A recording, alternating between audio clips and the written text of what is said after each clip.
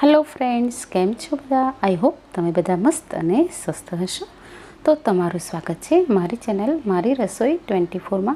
तो आज बाळकोनी अने मोटाने सौनी प्रिय एवी फ्रेंकी बनावीशुं अने खूब ज इजी रीते झड़पथी बनी जाए ए रीते बनावीशुं अने घऊना लोटनी रोटली बनावीने करीशुं एटले एकदम हेल्धी बनी जशे। तो अहीं 1.5 कप जेटलो घऊनो लोट अने 1 चमची में मैदो एड करीने स्वाद प्रमाणे मीठुं एड करीने रोटलीनो लोट होय छे एवो ढीलो लोट बांधी दीधो छे। मैं लास्ट में सरस रीते एने केळवी लीधो छे थोड़ुं तेल लईने। तो आ रीते लोट बांध्या पछी 10-20 मिनिट रहेवा दईने पछी आपणे आ रीते एनी रोटली बनावी दईशुं। तो अहीं रोटली आपणे एकदम पातળી बनाववानी छे, बने त्यां सुधी पातળી बनाववानी अने एने थोड़ी अर्धी पड़धी शेकी लेवानी छे, मतलब के काची पाकी शेकी लईशुं एने अने एने साइड में राखी दईशुं। तो अहीं फ्रेंकी घणी बधी रीते बनती होय छे અને હું પણ ઘણી બધી રીતે બનાવતી હોઉં છું, પણ આજે થોડી ઉતાવળ હતી તો મને થયું બટાકાને બાફવાને બદલે મેં બટાકાની ચિપ્સ કરીને એને ઉકળતા પાણીમાં બાફીને એ રીતે મેં બનાવી છે। તો ખૂબ જ ઝડપથી અને બાળકોને પણ ખૂબ જ ભાવે।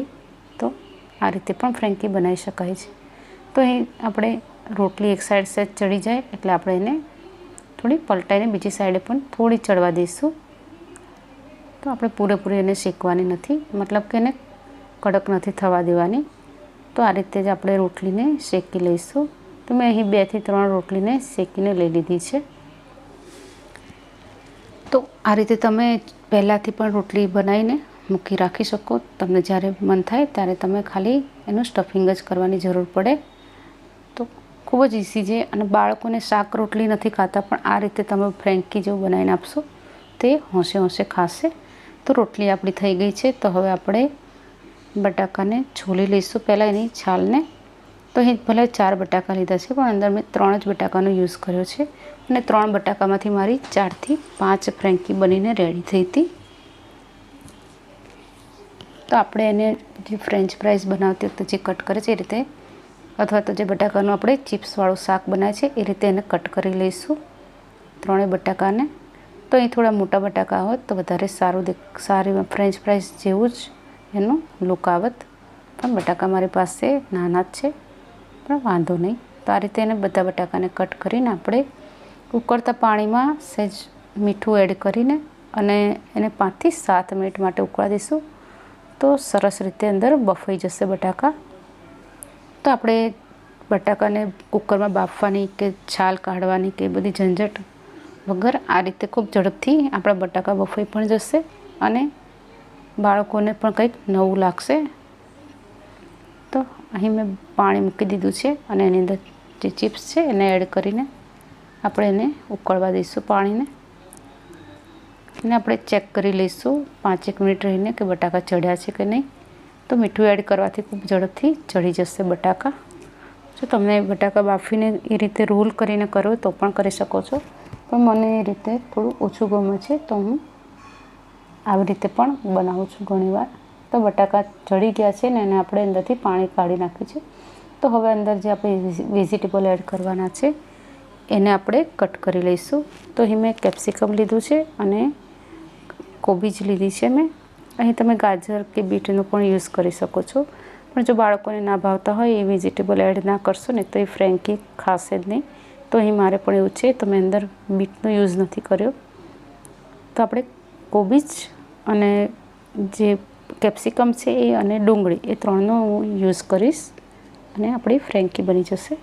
તો આ રીતે મરચાં પણ આપણે લેવાના છે તો એને એકદમ ઝીણા ઝીણા કટ કરવાના છે અને આને આપણે વિનેગરની અંદર થોડું પાણી એડ કરીને અંદર આપણે પલાળીને મૂકી રાખીશું મરચાંને।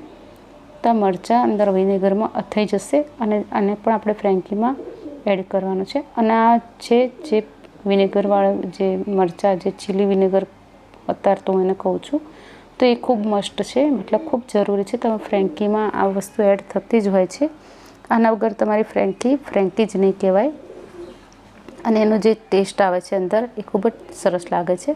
તો અહીં મેં બટર લીધું છે થોડું 2 ચમચી જેટલું અને 1 ચમચી જેટલું અંદર ઘી એડ કરીને મેં જે મારી પાસે થોડા કોર્ન છે અમેરિકન કોર્ન તો એને મેં એડ કરી દીધા છે અને જે આપણે બટાકાની ચિપ્સ છે એને પણ અંદર એડ કરીને થોડી સાંતળી લઈશું। તો બટર અને ઘીમાં સંતળાવાથી એનો ટેસ્ટ ખૂબ સરસ આવશે। અને હવે અંદર થોડા મસાલા કરીશું. તો તમે સ્વાદ પ્રમાણે મીઠું, થોડું મરચું મેં એડ કર્યું છે તીખું, અને અડધી ચમચી કાશ્મીરી લાલ મરચું એડ કર્યું છે, અને 1 ચમચી જેટલું મેં અહીં ગાળી જે ફ્રેન્કી મસાલો આવે છે એ મેં અંદર એડ કરેલો છે. તો વિડીયો થોડો સ્કીપ થઈ ગયો છે, પણ ફ્રેન્કી મસાલો નાખવો ખૂબ જરૂરી છે, નહીં તો આપણી ફ્રેન્કી જ નહીં લાગે. તો હવે આપણો મસાલો રેડી છે. તો હવે આપણે ફ્રેન્કી બનાવીશું. તો એ રોટલી આપણી સરસ કૂણી છે એકદમ, અને મેં ઢાંકીને રાખી હતી એટલે એકદમ કૂણી છે. તો એની ઉપર આપણે થોડું બટર લગાવીશું. તો બંને બાજુ આપણે બટર લગાવીને થોડી એને ગરમ કરીશું. પહેલાં તો થોડી બે બાજુથી થોડી ગરમ થાય એટલી જ આપણે કરવાની છે, અને અહીં અત્યારે કડક નથી કરવાની. તો આ રીતે સરસ બે બાજુથી થોડું બટર વડે થોડી શેકાય અને થોડી ગરમ થઈ જાય પછી આપણે એને લઈ લઈશું. તો આ જ રીતે લઈને તમે જે સ્ટફિંગ છે એ ભરીને એમને પણ તમે ખાઈ શકો છો, પણ હું એને શેકીશ પછી. તો અહીં મેં થોડું 1 ચમચી જેટલું મેં મેયોનીઝ લીધું છે, અને અંદર ગ્રીન ચટણી જે ઘરમાં આપણે બનાવીએ છે જે હોય છે કોથમીર મરચાંની એની, એ અને એક લસણની ચટણી, એ બંને મેં થોડી એડ કરીને એને સ્પ્રેડ કરી દીધી છે. અને આ થોડું મેં રેડ ચીલી સોસ જે રેડીમેડ આવે છે, તૈયાર આવે છે, એ મેં લગાવ્યો છે. તો અહીં તમે થોડા વધારે પણ સોસ લગાવશો તો સરસ લાગશે ટેસ્ટ. મેં થોડું ઓછા જ એડ કર્યા છે, એટલે કે ઓછા જ લગાવ્યા છે. આ સિવાય પણ તમારી પાસે કોઈ બીજા સોસ હોય એને પણ તમે લગાવીને બનાવશો તો ખૂબ જ ટેસ્ટી બનશે. અને ઉપરથી આ રીતે થોડી કોબીજ, થોડું કેપ્સિકમ આપણે લઈશું, મૂકીશું, અને થોડી ડુંગળી મેં સમારી છે. ડુંગળી સમારવાની રહી ગઈ હતી પહેલાં, તો અત્યારે હું એડ કરી રહી છું. તો આ રીતે ડુંગળી, કેપ્સિકમ, કોબીજ એ બધા વેજીટેબલને લીધે એકદમ હેલ્ધી બની જશે આપણી ફ્રેન્કી. તો ઉપરથી મેં અંદર ફ્રેન્કી મસાલો છાંટ્યો છે, લગભગ 1/4 ટીસ્પૂન જેટલો આપણે છાંટી દેવાનો. અને જે આ ચીલી વિનેગર છે જે એને આપણે અંદર નાખીશું. તો થોડું વિનેગર પર જવું જોઈએ, અને થોડા જે મરચાંના ઝીણા ચંક્સ છે એ પણ જવા જોઈએ. તે ખાતી વખતે જે મરચાંના ચંક્સ છે, ઝીણા કટકા, એ મોઢામાં આવશે તો એ ખૂબ જ ટેસ્ટી લાગે છે ફ્રેન્કી. અને ઉપરથી તમને જેટલું જોઈએ એટલું તમે ચીઝ છીણી દેવાનું છે અહીં. તો ચીઝથી જે ફ્રેન્કી છે એ ખૂબ જ ટેસ્ટી બની જશે. તો એકદમ સિમ્પલ અને સાદી રીતે મેં ફ્રેન્કી બનાવી છે. તમને રેસીપી કેવી લાગી આજની, પ્લીઝ મને કમેન્ટ કરીને જણાવજો. અને જો રેસીપી સારી લાગી હોય તો મારી ચેનલને લાઇક, શેર અને સબસ્ક્રાઈબ કરવાનું ના ભૂલતા. અને સાથે આપેલા બેલ આઇકનને પણ પ્રેસ કરજો, જેથી આવનારે દરેક વિડીયોની નોટિફિકેશન તમારા સુધી પહોંચી જાય, અને તમે પણ વિડીયો મારા આગળના આસાનીથી જોઈ શકો. તો આ ફ્રેન્કીને મેં જે રોલ કરીને એને આ રીતે બટર વડે શેકી લીધી છે, કડક ક્રિસ્પી કરી લીધી છે. તો અમારા ઘરમાં આવી જ ફ્રેન્કી ભાવે છે, એટલે મેં થોડી એને આ રીતે બટરમાં શેકીને કડક કરીને બનાવી છે. તમે એમને પણ તમે ખાશો તો એટલી ટેસ્ટી બને છે. તો આ જ રીતે આપણે બીજી ફ્રેન્કી પણ બનાવી લઈશું. અને આટલા લોટમાંથી અને આટલા સ્ટફિંગમાંથી 4 થી 5 ફ્રેન્કી બનીને રેડી થાય છે. તો જરૂરથી બનાવજો. તો બાળકો આમ તો શાક રોટલી કે શાક ભાખરી નહીં ખાય, પણ જો તમે આ રીતે ફ્રેન્કીના રૂપમાં એને બનાવીને આપશો રોલની રીતે, તો એ લોકો હોંશે ખાશે અને ફરીને માગશે પણ ખરા. તો આ રીતે જ અમારી બીજી ફ્રેન્કી પણ રેડી થઈ ગઈ છે.